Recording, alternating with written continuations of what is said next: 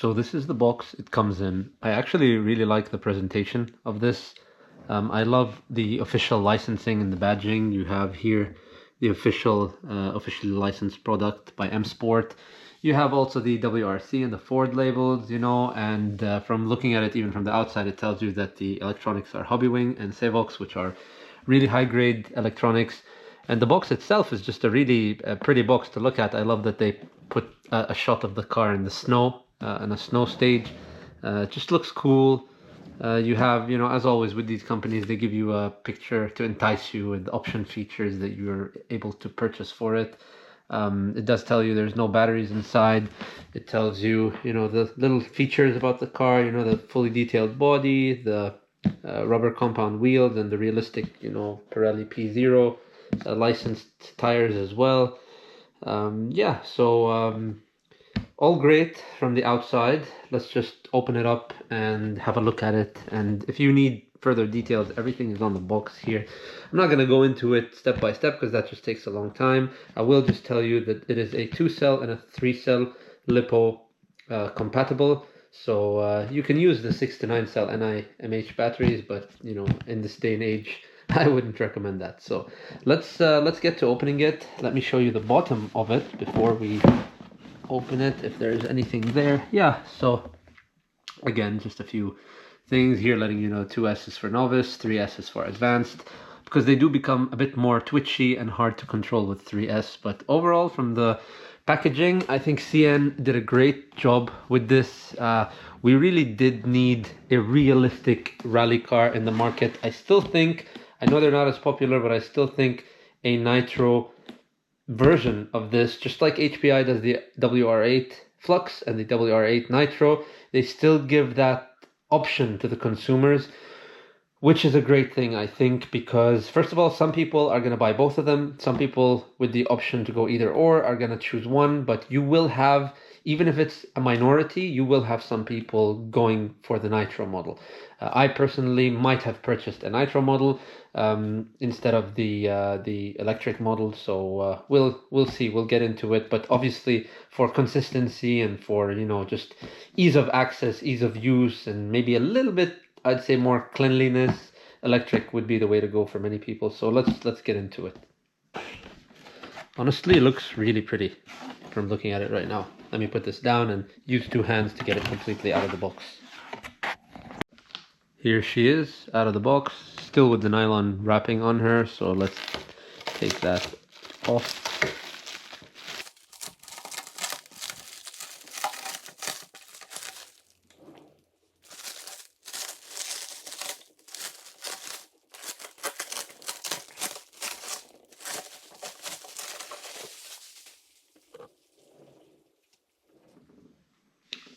I think it looks absolutely fantastic. I really do love the design. I think this is one of my favorite, the Fiesta rally car body in general. The 2024 model is my favorite design, one of my favorite designs on any modern WRC car, with the exception as well of the Toyota Gazoo Racing, the 2024. But the livery and everything with the white, I think it looks better than the 2023 predecessor, which was in like a baby kind of greenish blue. It does come obviously with a manual. I love the fact that they give you an option to choose, which driver or which number for which driver and co-driver you want to use. So that's really nice. I'll open this up and see what else. Seems like we have some minor maybe spares or tools inside this. So yeah, let's check it out. Beautiful looking machine, beautiful looking, so realistic. I mean, the details, the vents, the spoiler, completely plastic. This is not polycarbonate, these are plastic. The air ducts on the side, this is all real plastic. The mirrors, very detailed body. Usually I have to add those things onto RC cars. This thing comes kind of good to go out of the box, and I thought it would look weird with the extra ground clearance, because they do say that this has a bit more clearance than the previous 2023 model, but honestly, with the extra weight of a 3-cell LiPo, it's probably going to sit about this high, so I'm not really worried about that. And if anything, you can just adjust the height. But for now, let's look at the underneath of the car, which is the chassis and the electronics. But I really am very impressed with the body and the shape of the car and the realism of the whole thing. I mean, if you're a rally fan or you're a motorsports fan, extra realism always is important, and this thing does not disappoint, so well done. I would say out of the box, it looks miles more realistic than my WR8s, because I really have to put a lot of work into those to make them realistic. Yeah, so this is great, and I love the plastic use. You know, I love the real hardened plastic to make it, you know, solid. It's a solid piece. There's no bendy polycarbonate everywhere, and I just paid attention that the mirrors actually have a reflective. They are reflective, so they're like, you know, real mirrors. So, anyways, let's have a look underneath. So here's the chassis and the electronics. I like the fact that it comes factory with a fan. Again, with 3-cell, you're going to need that. But the chassis itself looks pretty neat. I like the protective tub that it has. I like the fact that it's vented from the front down here, right there, and from the rear as well, to give extra cooling. Because with these bodies, they are not really vented. So yeah, you do need any cooling ducts that you can take. Very, very nice. I saw they mentioned that they have this extra bumper so the body doesn't fold with the tires when they expand with the high-speed rotation. But yeah, looks great. Suspension is good, even though they're not aluminum.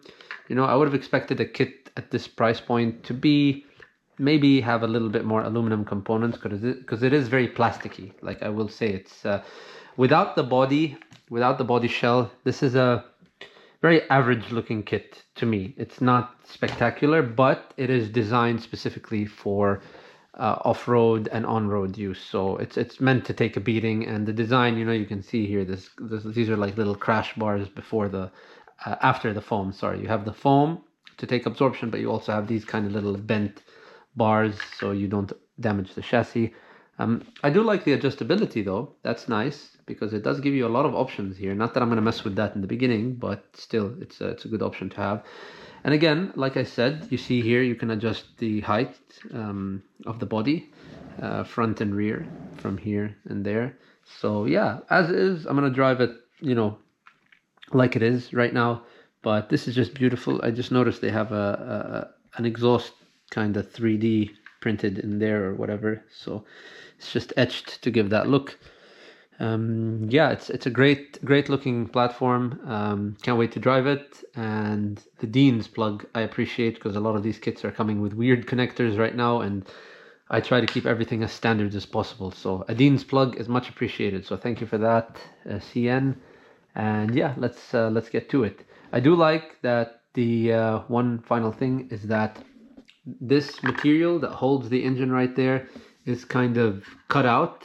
So it's kind of like its own heat sink, and this doesn't just dissipate the heat from the motor, but it also protects the bearings that are here from overheating. So in the rear, where the center shaft connects to the rear here. So first, gonna try it out with the 2-cell LiPo, and then we're gonna go on to the 3-cell just to show the difference of power and, you know, the behavior characteristics and how different it handles between 2-cell and 3-cell. This is the transmitter. You know, it seems fine. It seems okay. You know, the typical flimsy RTR transmitter. But I will say that putting the batteries on here and try to get them, you know, situated is a pain in the ass. There's no slots or dividers in the middle. So it's you know, you can tell it's not the best. But still, hopefully it'll do the job. Yeah, let's turn it on right now here. And it's pushed to start. So, okay, there we go. Yep. So we are good to go. Yep. Let's get it. All right, guys. So here she is. We're gonna start driving it with one hand now. This is gonna be on 2-cell. So let's see what she's got.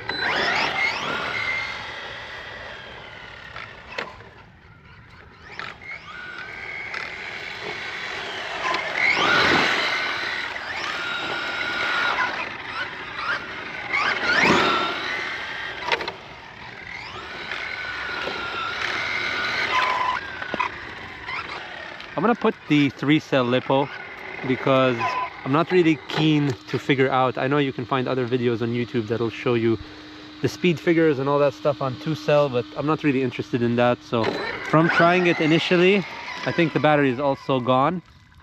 So I'm gonna put the 3-cell battery in there. Yeah, 3-cell is more like it.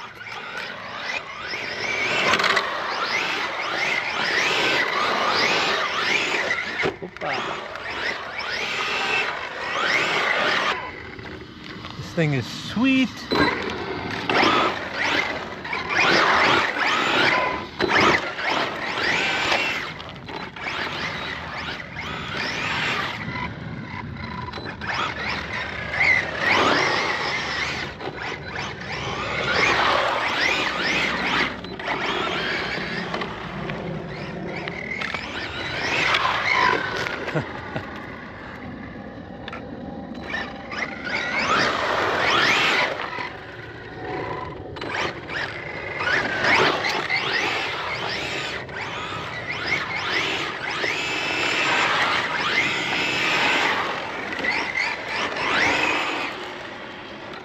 I love these tire marks on the floor. It looks like it did them, you know, but they're actually from me, from real cars. So they just look good right now in the setting with the little 1/8 scale RC car.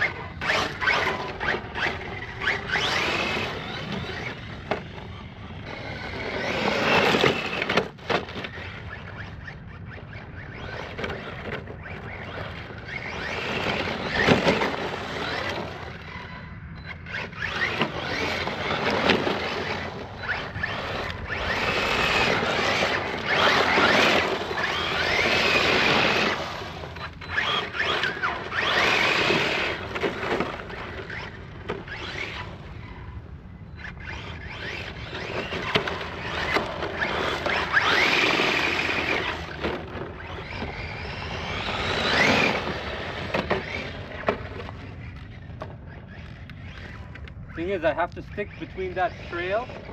If I go off, it's so rough, you know? Yeah.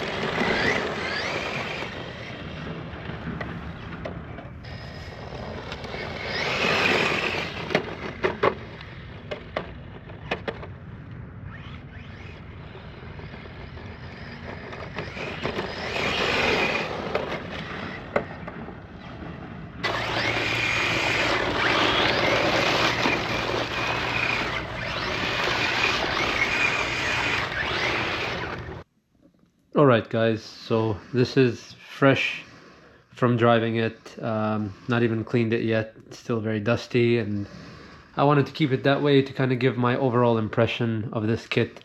Overall, I really like it. My favorite part about this kit is the body shell. That's the reality. I do love this M Sport body.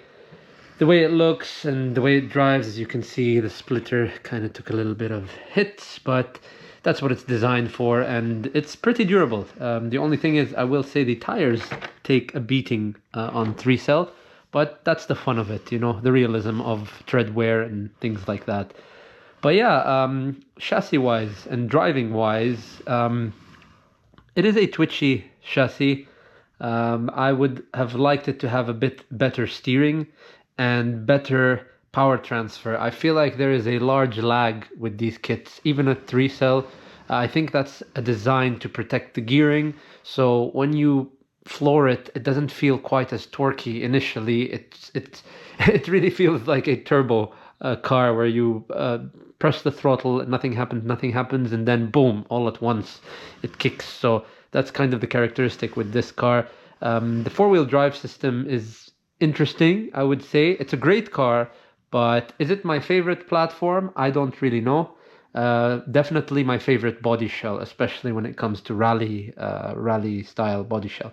Between this and the WR8, the HPI WR8 Flux, I think driving wise, I would prefer the WR8, definitely. But again, the body shells aren't really interchangeable unless you become very creative somehow to get it, then that's a different story. But all in all, it's a great kit. Would I recommend it? Absolutely. It's really wonderful. The realism is what sells me on this kit. It's just spectacular. You can even see the mud here. So here is a HPI WR8 Ken Block body shell for comparison. Coincidentally, these are actually both the same car from different years. This is the older Fiesta ST WRC. This is the 2024. So the body shells are very similar, but also different in terms of dimensions. And granted, they're not going to look the same because this is an older rally car. This is a modern WRC car. But since we have the HPI over here, we can look at some things. Initially, you see you don't have mirrors here even. On the real car, obviously, you have mirrors. So I appreciate the fact that, you know, they added that here. The second thing is the wing here is polycarbonate. So it is very flexy. Over here, like we mentioned, it is pure solid material. It's like a plastic fibrous material. So it's very, very nicely made. Again, here, for example, the exhaust is just a sticker. Over here, you actually have either a 3D print and a plastic diffuser that's incorporated to the chassis. So it's also a nice touch of realism. Another touch of realism would be the plastic air vents. Another touch of realism are these vents here. You'd think they're just stickers. No, they're actually, you know, an add-on. These are a piece by itself that's attached to the car. So I do like that realism here. Would have been nice if they left these under the stickers of headlights clear so you can put your own lights, but you can just use some, you know, Lexan paint remover and put your own lighting system here. So that's not a big deal on either kit, but just, you see what I mean? Like the vent here is just a sticker, but the vent here, you actually have a layer that sticks out. So I like that realism, and just wanted to give you an idea of these side by side, because I know people still want to know which one is better for them, etc. We'll maybe do a side-by-side comparison with driving the kits later on, but yeah. And granted, this is the electric, this is a nitro HPI WR8, so yeah, hope this helps. Yeah, the livery. I think that's why most people buy this kit, is just because of the way it looks. And when you drive it, let's say on tarmac or on gravel or on dirt, it really does look like the real thing. If you've ever watched those WRC videos of the, you know, whether 23 or 24 cars jumping around and sliding around and being waterproof, you can do that in the rain. You can slide it around in the rain. Maybe I'll do a video of this in the rain. I think it'll look beautiful. So yeah, that's it for today of the, you know, CN Puma M Sport, and this is the 24 body shell. So hope you guys enjoyed the video, and as always, I will see you guys next time. Ciao.